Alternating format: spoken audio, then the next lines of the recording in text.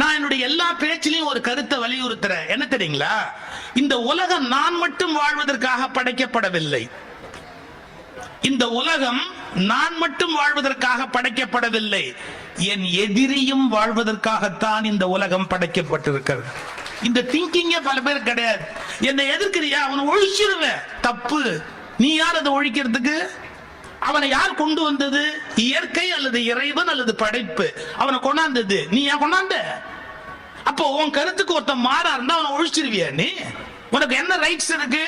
உன் கருத்துக்கு மாறா இருந்தாலும் அவனுக்கு இந்த உலகத்தில் வாழ்வதற்கு உரிமை இருக்கிறது என்பதை புரிந்து கொள்வதில் தான் உண்மையான கல்வியினுடைய அடையாளம். இதுக்கு நான் ஒரு எக்ஸாம்பிள் சொல்றது உண்டு. பாலைவனத்துக்கு நீங்க போனீங்கன்னா பாலைவனத்துல கள்ளி செடி இப்படி கிளச்சிக்கிட்டு வரும். எங்க பாலைவனத்துல எங்கேயாவது தண்ணி கிடைக்குமா? குடிக்கிறதுக்கு தண்ணி கிடைக்குமா? கிடைக்காது. செடி வளர தண்ணி கிடைக்குமா? கிடைக்காது. அந்த பாலைவனத்துல ஒரு செடி வளர முடியுமா? முடியாது. அந்த பாலைவனத்துல வளர்றதுக்கு ஒரு செடியை இயற்கை அல்லது இறைவன் கொடுக்கிறார். இங்க இயற்கைங்கிறதையும் இறைவன்கிறதையும் நான் பிரிச்சே பார்க்கறது இல்லைங்க. என்னுடைய பிலாசபி என்னன்னு கேட்டா, இறைவன் என்பது மூலப்பொருள், அதற்கு இயற்கை என்பது உடல். இயற்கை கடவுளின் உடல். இதான் என்னுடைய பார்வை. அந்த கடவுளின் உயிர் என்பது கடவுள் தத்துவமா பேசப்படுது. அதுக்கான உடல் இயற்கை, பஞ்சபூதங்கள், அதற்கான உடம்பு அது. இப்ப பாருங்களேன், இந்த பாலைவனத்துல ஒரு செடியும் வளர முடியாத போது அதுல வளர்றதுக்குரிய கெப்பாசிட்டியோட ஒரு கள்ளி செடியை கொடுத்துதான் இந்த கள்ளி செடியை இலை விடுதா. இந்த இலையை அது காப்பாத்துறதுக்கு என்ன பண்ணுது? இந்த இலையை யாரும் தின்னுடப்படாது அப்படிங்கிறதுக்காக, இந்த இலையை தின்னுடக்கூடாதுங்கிறதுக்காக முள்ளு முள்ளு முள்ளு முள்ளு முள்ளு முள்ளு முள்ளு முள்ளா ஒன்னும் கடிக்க முடியாது. கடிச்சா நாக்கு ரத்தம் வரும். அப்படி தன்னை பாதுகாக்க இது யார் கொடுத்தா? கள்ளி செடி கண்டுபிடிச்சதா? இயற்கை கொடுத்துருக்குது. முள்ளு முள்ளு முள்ளு முள்ளு முள்ளு முள்ளு கள்ளி செடியை கொடுத்துருக்குது. பாலைவனத்துல வளர முடியாத இடத்துல வளரக்கூடிய கெப்பாசிட்டியை கள்ளி செடிக்கு கொடுத்து, அதை ஒரு மிருகம் கடிக்க கூடாதுங்கிறதுக்காக அதுல முள்ளு முள்ளு முள்ளு முள்ளா இலைய கொடுத்த அதே இயற்கை அதை குறி வச்சு திங்கிறதுக்குன்னு ஒரு ஒட்டகத்தை படைச்சிருக்குது. அந்த ஒட்டகத்தை அதே பாலைவனத்துல விட்டுருக்குது. அது அந்த முள்ளை கடிச்சு ரசிச்சு சாப்பிட்டு என்ஜாய் பண்ணி கள்ளி செடியை க்ளோஸ் பண்ணக்கூடிய அளவுக்கு அந்த ஒட்டகத்தை உருவாக்கி இருக்கு. எந்த இயற்கை கள்ளி செடியை படைத்ததோ அதே இயற்கை தான் கள்ளி செடியை அழிக்கிற ஒட்டகத்தையும் படைத்தது. நீங்க என்ன புரிஞ்சுக்கணும்? பாலைவனம் என்பது கள்ளி செடிக்காக மட்டும் படைக்கப்படவில்லை. கள்ளி செடியை ஒழித்து கட்டுகிற ஒட்டகத்துக்காகவும் பாலைவனம் படைக்கப்பட்டிருக்கிறது. நம்ம ஆட்களுக்கு புரியல சார். என்ன ஒருத்தன் எதுக்குறான்னா அவன் உலகத்துல இருக்க கூடாது. என் கருத்துக்கு எதிர்கருத்து யாரும் சொல்லக்கூடாது. நான் என்ன சொல்லணும் அதை மட்டுமே எல்லாரும் ஏத்துக்கணும். அவர்கள் மனிதர்கள் அல்ல, மிருகங்களை விட மோசமானவர்கள். என் கருத்துக்கு மாறான கருத்து சொல்றதுக்கு உனக்கு உரிமை இருக்குன்னு ஒத்துக்கிறாங்க பாருங்க, அவங்க தான் மிகச்சரியான மனிதர்கள். ஏன்? கருத்துக்களின் மீது நீங்கள் காதல் கொள்ளணும். அது சரியான கருத்து, இது தவறான கருத்து. இது எங்க திருவள்ளுவர் எழுதி வச்சுட்டு போனா, எப்பொருள் யார் யார் வாய் கேட்பினும் அப்பொருள் மெய்ப்பொருள் காண்பது அறிவு. யார் யார் வாய் கேட்பினும் யார் வேணாலும் சொல்லலாம். ஏங்க, சரியான ஒரு ஆர்குமெண்ட் நம்ம வீட்டு சின்ன பிள்ளை சொல்லக்கூடாது. வைணவ இலக்கியங்கள்ல வரும், எம்பார்னு ஒரு பெரியவரை பத்தி ஒரு கதை வரும். அதாவது பல்லக்கில் ஒரு படிச்ச பண்டிதர் போறாரு. படிச்ச பண்டிதர் பல்லக்கில் போகும்போது சர்வ ஆகம பண்டிதர், சகல கலா வல்லவர், கல்வியின் கடல் அவர் வராரு பல்லக்கில்னு ஊர்வலம் சொல்லிட்டு போறான். ஒரு சின்ன பையன் தெருவில் விளையாடிக்கிட்டே இருந்தவன் இப்படி நிறுத்தினான். உனக்கு எல்லாமே தெரியுமா? தெரியும்னா எங்க நான் ஒரு கேள்வி கேட்கிறேன் பதில் சொல்லுன்னு கீழே இருந்து ஒரு குத்து மணலை அள்ளி அவட்ட நீட்டி, இதுல எவ்வளவு மணல் இருக்குன்னா,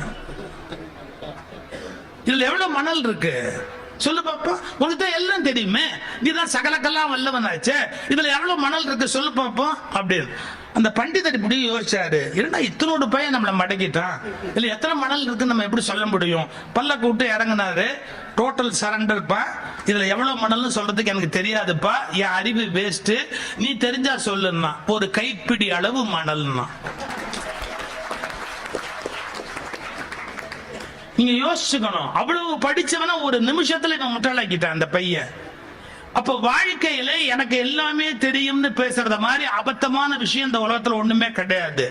நான் என்ன சொல்றேனோ நான் சொல்ற கருத்து தவறா இருக்கிறதுக்கு வாய்ப்பு இருக்கு. நீங்க என்ன சொல்றீங்களோ நான் அதை ஃபுல்லா கேட்டுக்கிறேன் அப்படிங்கிற ஒரு பக்குவத்தோட இருக்கணும்.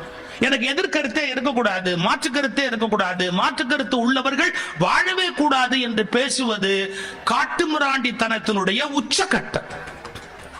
இந்த புரிதல் தான் மனித குலத்துக்கு இந்த ரொம்ப அவசியமான ஒரு புரிதல். திருவள்ளுவர் என்ன சொல்றாரு, நீ என்ன கருத்து சொல்றியோ அதே மாதிரி இன்னொருத்த ஒரு கருத்து சொல்றானோ அந்த கருத்து முரண்பாட்டை நீ யோசிக்கிறதுக்கு பழகுப்பா. நம்ம யோசிக்க வேண்டிய பகுதின்னு எத்தனையோ இருக்கு சார். என்னுடைய நண்பர் புவனகிரி அன்பழகன் பேரு, அவர் ஒரு திருக்குறள் விழால பேசினாரு. இது வரைக்கும் திருக்குறள் உரையில சார், தீயினால் சுட்ட புண் உள்ளாரும் ஆறாதே நாவினால் சுட்டவடு அப்படின்னு ஒரு குறள் இருக்கு. இது வரைக்கும் நான் படிச்ச உரைகள் எல்லாம் ஒரே உரை சொல்றாங்க, என்ன, யாராவது தீயினால் உங்களை சுட்டு விட்டால் அந்த வடு ஆறிவிடும், அந்த புண் ஆறிவிடும். ஆனால் நாவினால் ஒருவரை சுட்டால் அந்த வடு நம்மிடத்தில் ஆறாது அப்படின்னு எவ்வளவு பேர் எழுதியிருக்கிறாங்க ஒரு திருக்குறளுக்கு, எல்லாரும் எழுதியிருக்கிறாங்க. இவர் சார் ஒரு புது உரை சொன்னார் சார். எப்படின்னா, இன்னொருத்த ஒன்னு சொல்ற அளவுக்கு நீ சும்மா விட்டு வைப்பிய, ஒரு தீவட்டி எடுத்துட்டு வந்து கை நீட்டுங்க, உங்க மேல சூடு வைக்கிறேன், உங்க மேல சூடு வைக்கிறேன், நம்ம யாராவது கை நீட்டுவோமா? அப்ப இன்னொருவர் நம்மை சுட்டால் தீயினால் சுட்ட புண் ஆறும், ஆனா நாவினால் சுட்டவடு அவன் நம்மை திட்டிவிட்டால் நம் மனதில் அந்த புண் ஆறாது அப்படின்னு நம்ம அர்த்தம் சொன்னோம் பாருங்க. அப்படியே உள்டாவா அந்த குறளை திருப்பினாரு. இல்ல இல்ல, நீ யாரையாவது தீயினால் சுட்டால் கூட அந்த புண் ஆறிவிடும், ஆனால் நீ நாவினால் ஒருவரை திட்டினால் உன் மனதில் ஏற்பட்ட வடு உனக்கு ஆறாது. ஏன் சார் இப்படி அர்த்தம் சொல்லலாமா? நீங்க ராமாயண கம்பராமாயணம் எடுத்து படிச்சு பாத்தீங்கன்னா, லட்சுமணனை சீத்தை திட்டான்னு பாட்டு இருக்குது. நீ நிக்கிற நிலைய பார்த்தா நெறியா இல்லையே, நின்ற நீ நிலையது நெறியிற்று அன்றால்னு பேசுறா. இதுக்கப்புறம் சுந்தரகாண்டத்துல உட்கார்ந்து இருக்கிறா மரத்தடியில. அப்ப என்ன சொன்னா தெரியுங்களா? என்ன வார்த்தை சொன்னா தெரியுங்களா? என்ன, நான் மஞ்சனா மைத்துனனை நான் சொன்ன சொல் பிழை, அது பிழை என்று என்னை ராமன் நீக்கிவிட்டானோ என்று தான் தவறாக பேசிவிட்டோமே என்று அதை சீதை நினைத்து அழுகிறாள் என்று கம்பன் எழுதுகிறார். வாழ்க்கையில் நீங்கள் பிறரை குறித்து பேசுகிற பேச்சு அவர்களை சுடுவதை விட உங்களை அதிகமாக சுடும் என்பதை தயவு செய்து புரிந்து கொள்ளுங்கள். நமக்கு அது தெரியல. நம்ம என்ன நினைக்கிறோம், நாம சொன்னா மத்தவனை சுட்டுட்டு தான் நினைக்கிறோம். கிடையாதுங்க. நாம சொல்ற மோசமான வார்த்தை, கெட்ட வார்த்தை, கொடுஞ்சொல் அல்லது நெருப்பு கக்குற சொல் என்ன ஆகும்னா, அங்க சுத்தி இங்க சுத்தி அங்க சுத்தி இங்க சுத்தி நம்ம கிட்ட தான் சேரும். ஒன்னும் அது போகாது. அது ஒரு கணக்கு வச்சிருக்கு, எப்படியாவது டிராவல் பண்ணி மறுபடியும் நம்ம கிட்டே வரும். இறையன்பு ஒரு புத்தகம் எழுதியிருக்கிறாரு, அதுல ஒரு வார்த்தை எழுதுவாரு. அதாவது அக்பர் என்ன பண்ணாரா, பீர்பால் இப்படி கூப்பிட்டு, அது என்னமோ இந்த இந்தியாவில் இருக்கிற தத்துவத்துல நீ யாருக்கு எது செய்தாலும் அது அவர்களுக்கே திரும்ப வரும், கர்ம வினை அப்படின்னு உங்க நாட்டுல ஒரு கருத்து சொல்றாங்களே, அதை எனக்கு கொஞ்சம் புரிய வைக்க முடியுமா? இஸ் இட் பாசிபிள் அப்படின்னு கேட்டாராம். பீர்பால் சொன்னாரா, ஆமா, நாம யாருக்காவது ஏதாவது கெடுதல் பண்ணோம்னா அந்த கெடுதல் அப்படி சுத்தி இப்படி சுத்தி இப்படி சுத்தி நம்ம கிட்ட வருங்க. நம்ம யாரையாவது திட்டினோம்னா அது அப்படி சுத்தி இப்படி சுத்தி இப்படி சுத்தி திரும்பி நம்ம கிட்ட வருங்க. நீங்க யாருக்கு என்ன கெடுதல் பண்ணாலும் உங்களுக்கு அது வருங்க அப்படின்ன உடனே கியூரியாசிட்டியில அக்பர் ஒரு காரியம் பண்ணாராம். என்ன, பட்டுன்னு பீர்பால அடிச்சாராம். அடிச்சு சொன்னாராம், நான் மகாராஜா உன்னை அரைஞ்சிட்டேன், என்ன எவனாவது அறைய முடியுமா? இது எனக்கு வருமா அப்படின்னாரா. இதுக்கெல்லாம் 24 ஹவர்ஸ்க்குள்ள பதில் சொல்ல முடியாதுங்க, வெயிட் பண்ணணும். பிலாசபி உண்மைதான், கேட்கிறவரு மகாராஜா, நான் உடனே இதுக்கு பதிலாம் சொல்ல முடியாதுங்க, ஆனா என்னால உங்களை அடிக்க முடியாதுங்க. மட்டுங்களா போயிட்டார். இதுக்கு என்ன போச்சு, அப்படியே அவர் வெளியே வரும்போது பீர்பால் வாசல் இருக்கிற காவல்காரனை ஓங்கி வராதா இருந்தாராம். அவன் கேட்டான், என்ன ஏன் அடிச்சீங்கன்னா, மகாராஜா விளையாட்டு ஒண்ணு ஆரம்பிச்சிருக்கிறாரு, இன்னைக்கு யாரு முதல்ல பார்த்தாலும் அவங்க கன்னத்துல அரையணுமா. அவன் அடுத்த ஆளை பார்த்து ஓங்கி ஒண்ணு அரைஞ்சான். என்னடான்னா அக்பர் ஆரம்பிச்ச விளையாட்டை நான் கண்டினியூ பண்றேன் அப்படின்னா. அப்படி இப்படி இப்படி இப்படி இப்படி போய் எல்லாம் முடிஞ்சு காலையிலேருந்து அரண்மனை வேலை எல்லாத்தையும் முடிச்சுட்டு ராத்திரி 10 மணிக்கு தன்னுடைய அந்தப்புறத்துக்கு அக்பர் உள்ள நுழைஞ்சு தன்னுடைய மனைவியோட பேசுறதுக்கு அந்தப்புறத்துக்குள்ள போனா கதவுல இருந்து மறைஞ்சு வந்து அவருடைய மனைவி அக்பர், என்ன அடிக்கிற, என்ன நீ அடிக்கிற அப்படின்னு. உங்களுக்கு தெரியாதா, இன்னைக்கு டில்லி முழுக்க இதே விளையாட்டு தான். ஏன்னா டில்லியில விளையாடுற மாதிரி வேற எங்கேயுமே விளையாட முடியாது சார். என்னென்ன விளையாட்டு நடக்கு தெரியுமா?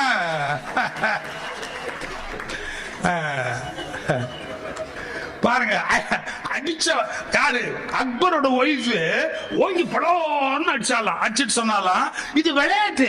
யாரும் காலையில இருந்து முதல்ல பார்த்தாலும் அடிக்கணும். நீங்க காலையில இருந்து என்ன பார்க்கவே இல்லை, இப்பதான் நான் உங்களை பாக்குறேன், அப்ப அந்த விளையாட்டை நான் உங்களை பார்த்து அடிக்கணுமா இல்லையா அப்படின்னு உடனே அக்பர் கண்ணத்தை தடவிட்டு சரி சரி தூங்கலாவா.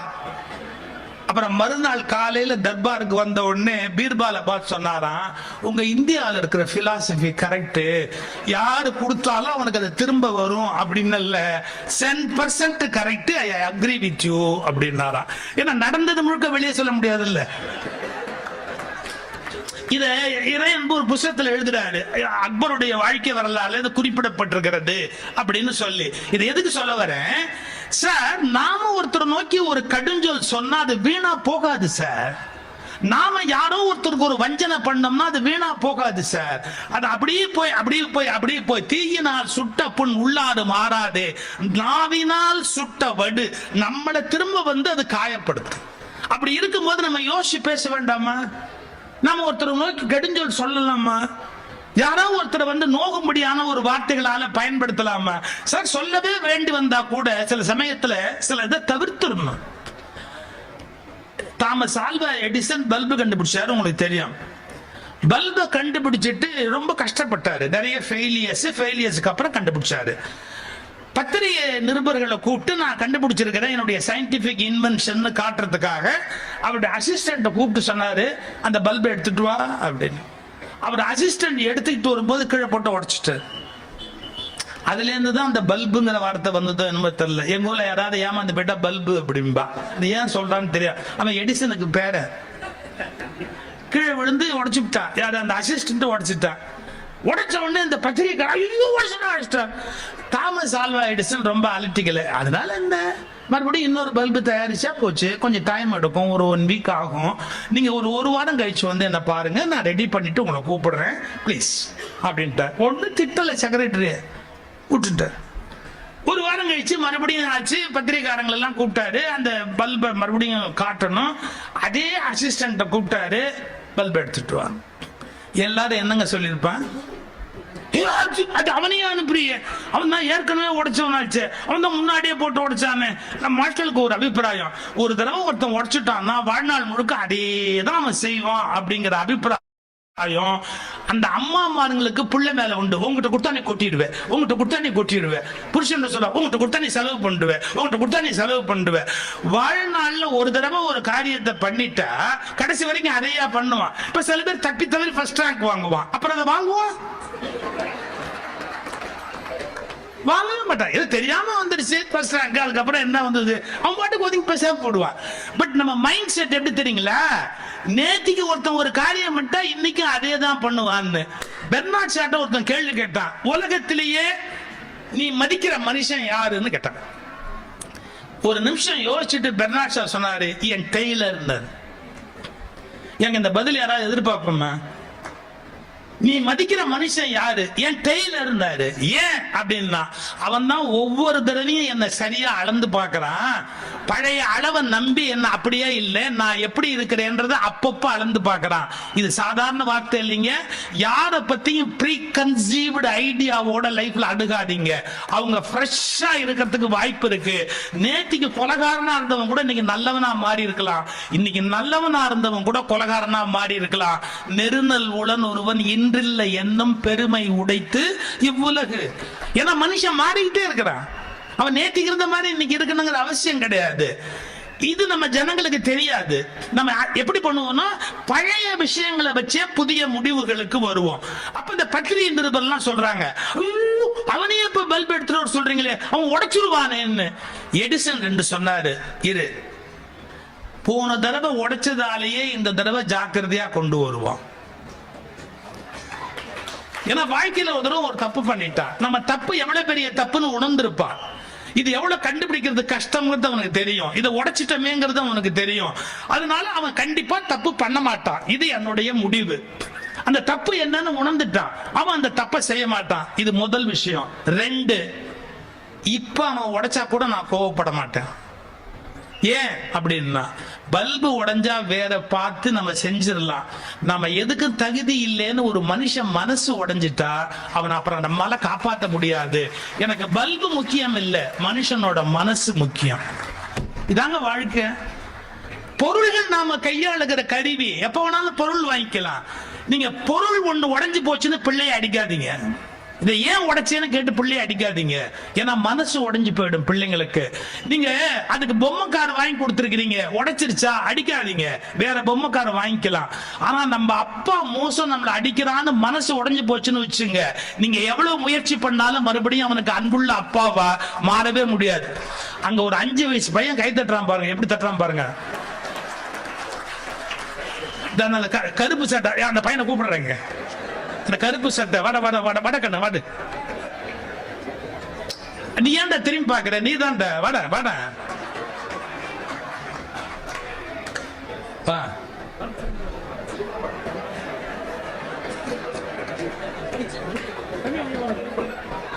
இருங்களேன். இப்ப அடுத்த விஷயம் காமெடி.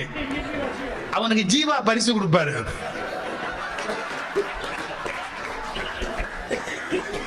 அவர் தானே தலைவர். புஸ்தகம் கொடுங்க, இந்த புக்கு கொடுங்க, எனக்கு கொடுத்த புக்கை கொடுங்க. வாடங்க, கை தட்டுங்க அந்த பிள்ளைக்கு.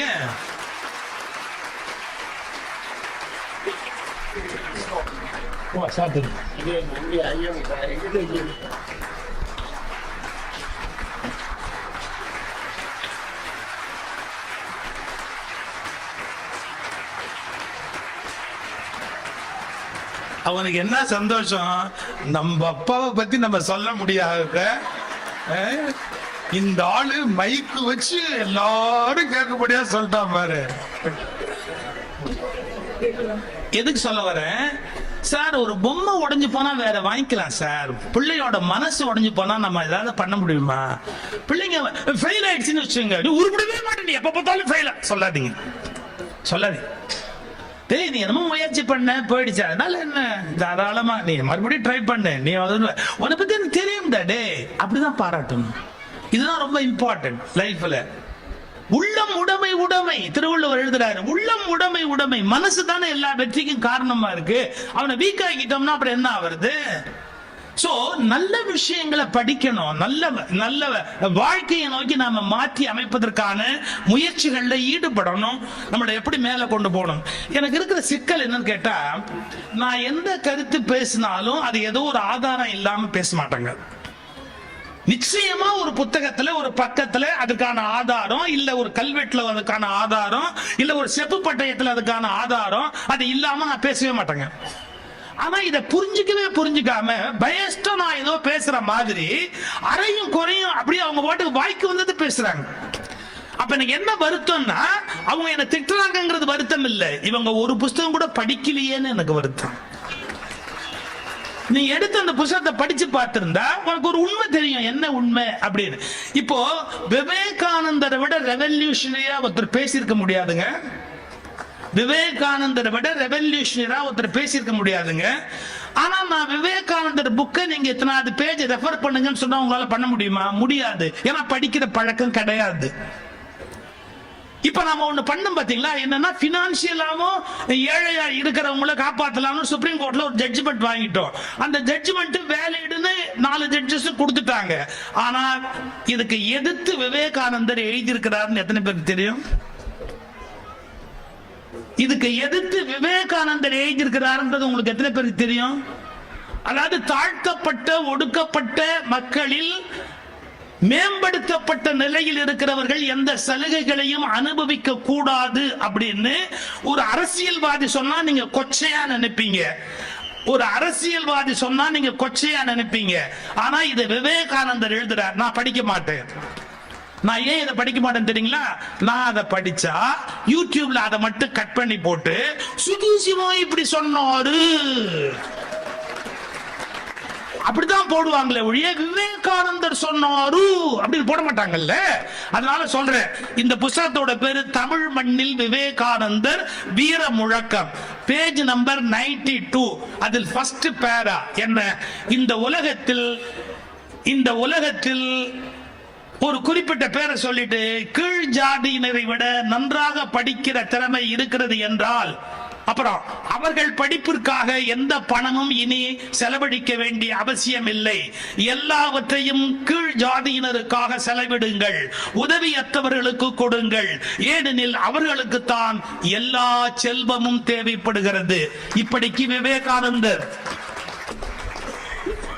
நீங்க யோசிக்கணும், அந்த மனுஷன் ஒரு இந்து மதத்திலிருந்து வந்தவர் தானே, அவர் ஒன்னும் அந்த மாதிரியான ஒரு கருத்து இல்லாதவர் தானே. அவர் ஏன் அப்படி தாழ்த்தப்பட்ட ஒடுக்கப்பட்ட மக்களுக்கு வாழ்க்கை கொடுக்கணும்ன்ற ஒரு கருத்தை முன் வைக்கிறாரு. இத என்ன சொன்னா நாங்க ஏதோ தப்பா பேசுறோம் பேசுறாங்க, நாங்க பேசல, இது விவேகானந்தர் பேசி இருக்கிறாரு. அப்புறம் இத மகாகவி பாரதி பேசி இருக்கிறாரு. அப்ப பாரதி நீங்க படிச்சிருந்தா தானே நான் சொல்றது புரிய முடியும்.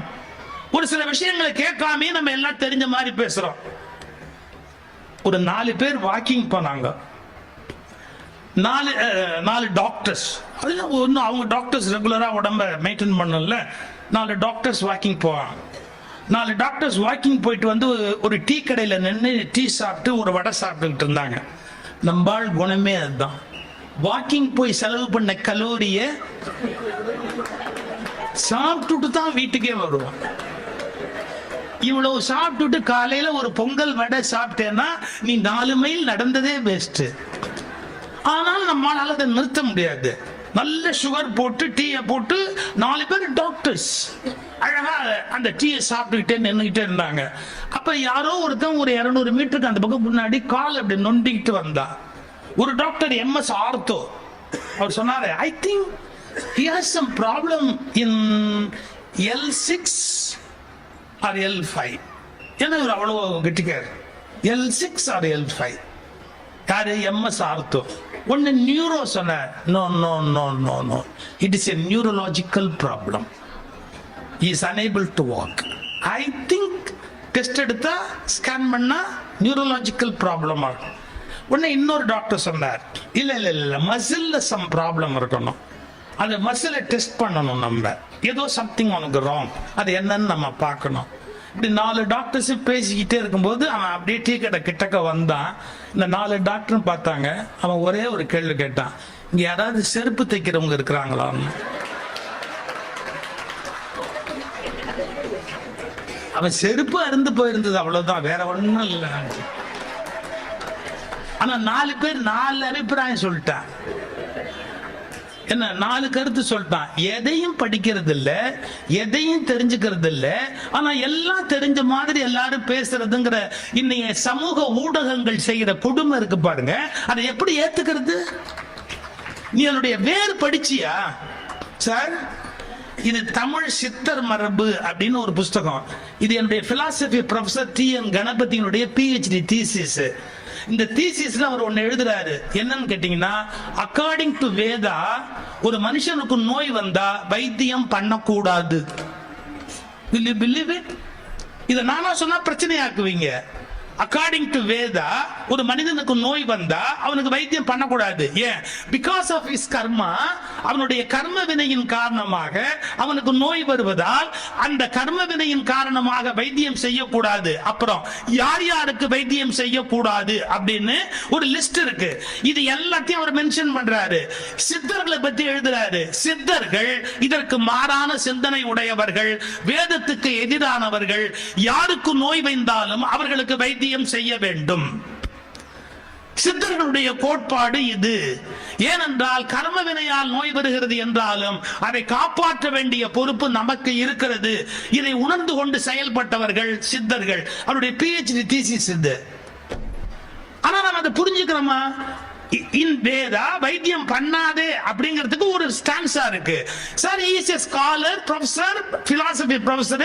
அது என்ன ஸ்டான்ஸா, எந்த வேதத்துல எங்க இருக்கு மென்ஷன் பண்றாரு அவரு. சோ ஒரு காலத்துல திங்க் பண்ண திங்கிங் பேட்டர்ன் தப்பா இருந்தது. அடுத்த காலத்துல அது மாறுது. அடுத்த நூற்றாண்டுல இன்னும் மாறுது. ஒவ்வொரு நூற்றாண்டுலயும் திங்கிங் பேட்டர்ன் மாறிக்கிட்டே போகுது. இதை நம்ம புரிஞ்சுக்கணுமா இல்லையா? அப்ப நீங்க புத்தகங்களை படிச்சா மட்டும்தான் உலகத்துல என்னென்ன மாற்றங்கள் நிகழ்ந்திருக்கிறது அப்படிங்கறத நீங்கள் புரிந்து கொள்ள முடியும். என்னென்ன மாற்றங்கள் நிகழ்ந்திருக்கிறதுங்கிறத உங்களுக்கு புத்தகங்கள் தான் கற்றுக் கொடுக்க முடியும். இதோட இன்னும் கொஞ்சம் ஒரு கோணத்துல நீங்க யோசிச்சு பாருங்க. நம்முடைய வாழ்க்கை முறையில நாம் இன்றைக்கு அனுபவித்துக் கொண்டிருக்கிற பல விஷயங்கள், அறிவு சார்ந்த விஷயங்கள், இவையெல்லாம் நமக்கு யார் கொடுத்தா, எது கொடுத்தது? புத்தகங்கள் நம்முடைய வாழ்க்கையில எவ்வளவு பெரிய உதவியை நமக்கு செய்திருக்கிறது. இவைகளை எல்லாம் நாம யோசிச்சு பார்க்கணும். இப்படி சொல்றேன் பாருங்க. நான் ஏன் கற்கன்னு சொல்றேன் அப்படிங்கிற அந்த ஒரு பகுதியை மட்டும் நான் விளக்குறேன். இப்ப இந்த நாட்டுல 2 தியரி ஓடிட்டு இருக்குதுங்க. இந்த நாட்டுல 2 தியரி ஓடுது. என்ன தெரியுங்களா? இல்ல ஒருத்தன் ஜெனட்டிக்கலி அறிவாளியா இருந்தா மட்டும்தான் அறிவாளியா இருக்க முடியும். அதாவது படிக்கிறதுக்குன்னே சில பேருக்கு தான் தகுதி இருக்கு, அவன் அறிவாளியா பிறக்கணும். அப்படி ஜெனட்டிக்கலி அறிவுள்ளவன் தான் அறிவாளியா இருப்பான் அப்படின்னு சொல்ற ஒரு குரூப் இருக்கு. இல்ல எல்லாருமே படிச்சு மேல வரணும், ஜெனட்டிக்கலி இருக்கிற மேன்மைங்கிறத பத்தி பேசக்கூடாது, இது பொய், நாம எல்லாருமே படிச்சா முன்னுக்கு வந்துட முடியும் அப்படின்னு 2 கருத்து இருக்கு. 2 கருத்துலயும் பாதி உண்மை இருக்கு, பாதி பொய் இருக்கு. நம்ம யோசிச்சோமா? இது எப்படி புரிஞ்சுக்கிறது? பாருங்க, ஜெனட்டிக்கலி சில விஷயங்கள் கேரிட் ஆகும், அதை மறுக்கவே முடியாது. இப்ப அவங்க அப்பாட்ட இருக்கிற ஒரு குவாலிட்டி, தாத்தாட்ட இருக்கிற ஒரு குவாலிட்டி இந்த பையனுக்கு வரும், அதுல எந்த டவுட்டுமே கிடையாது. சோ ஜெனட்டிக்கலி சில பேருக்கு சில விஷயம் கொடுக்கப்படும்ங்கிறத நம்ம மறுத்திட முடியாது. நீங்க மனித ஜீன் அதை எடுத்து படிச்சிருந்தீங்கன்னா, மனித ஜீனுடைய இயல்பு என்னன்னு கண்டுபிடிச்சீங்கன்னா, 7 தலைமுறையா ஒரு காரியத்தை செஞ்சா, இந்த வார்த்தை கவனிங்க, 7 தலைமுறையா ஒரு காரியத்தை தொடர்ந்து செஞ்சா 7வது தலைமுறையில வர்றவங்களுக்கு பை பர்த் இட்செல்ஃப் அதனுடைய சீக்ரெட்ஸ் அத்துப்படி ஆயிடும். இது ஜீன்லயே இருக்கு, ஜீனோட இயல்பு. ஜெனட்டிக்கலி கத்துக்கும். அது எப்படி கத்துக்கும், என்ன கத்துக்கலாம் தெரியாது, ஆனா அது ஜெனட்டிக்கலி ரிஜிஸ்டர் ஆயிடும். இது வச்சுக்கிட்டு என்ன சொல்றாங்க, பிறப்புனாலேயே உயர்வு தாழ்வு இருக்கணும், அவங்க எப்பவுமே உயர்வா இருக்கணும், மற்றவங்களுக்கு எல்லாம் படிப்பு வராது, அவங்க வர வேண்டிய அவசியமே இல்லை. இப்படி ஒரு ஸ்கூல் ஆஃப் தாட் இருக்கு. இது அத்தனையுமே பொய், அதெல்லாம் ஒண்ணுமே கிடையவே கிடையாது, எல்லாமே இட்டு கட்டப்பட்டது அப்படின்னு சொல்லக்கூடிய இன்னொரு தாட் இருக்கு. நான் ஓபனா பேச முடியாது, எனக்கு சில ரிசர்வேஷன்ஸ் இருக்கு. நான் ஒன்னு சொல்லட்டுமா? இது 2மே 50-50 தான் கரெக்ட். ஒரு உதாரணம் சொல்ற பாருங்க. தூக்கணாங்குருவி வீடு கட்டுற மாதிரி உங்களால கட்ட முடியுமா? கரையான் புத்தெடுக்கிற மாதிரி உங்களால புத்தெடுக்க முடியுமா?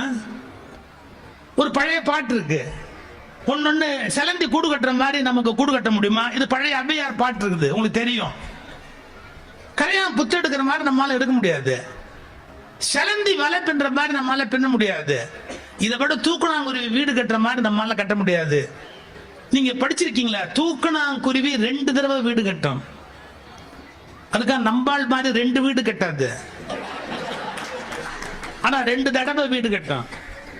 எப்படி தெரியுங்களா? ஃபர்ஸ்ட் மரத்துல போய் தூக்கணாங்குருவி காதல் வந்த உடனே ஒரு கூடு கட்டும். எதுக்கு தெரியுமா? அந்த ஃபீமேல் அதுக்கு ப்ரூவ் பண்றதுக்கு, நான் ஃபேமிலியை ரன் பண்ற அளவுக்கு குவாலிஃபைடு, பார் எவ்வளவு அழகா வீடு கட்டியிருக்கேன். யூ won't believe சார், இதுங்க ஆண் குருவி எல்லாம் கூடு கட்டிட்டு அப்படி பறந்து போறதுக்கு அப்புறம் பெண் குருவிகள் ஒன்னொன்னா ஒவ்வொரு வீடா எட்டி பார்க்கும். எட்டி பார்த்து இருக்கிறதுல எவன் நல்லா வீடு கட்டி இருக்கிறானோ அந்த குருவியை செலக்ட் பண்ணும் பார்ட்னரா.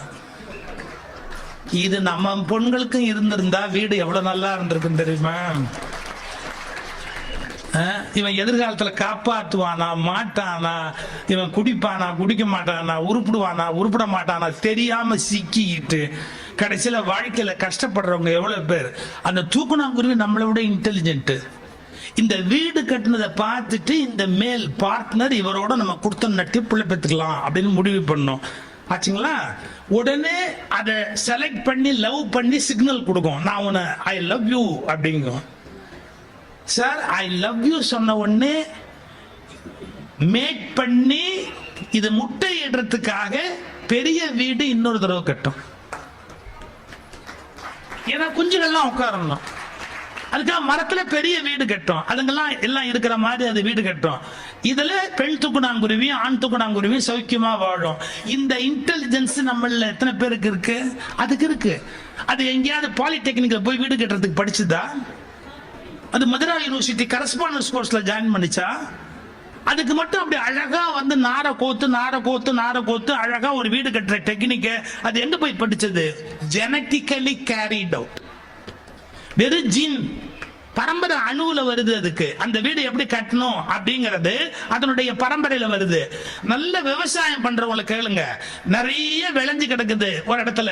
இந்த கிழங்கு சாப்பிடக்கூடியதா, இந்த கீரை சாப்பிடக்கூடியதா, இந்த செடி சாப்பிடக்கூடியதான்னு அவங்க முடிவெடுக்கணும். அவங்களால முடிவெடுக்க முடியாது. ஆட்டை அவுத்து விட்டுருவாங்க. ஆடு எதையெல்லாம் கடிக்குதோ அதையெல்லாம் மனுஷன் சாப்பிடலாம்.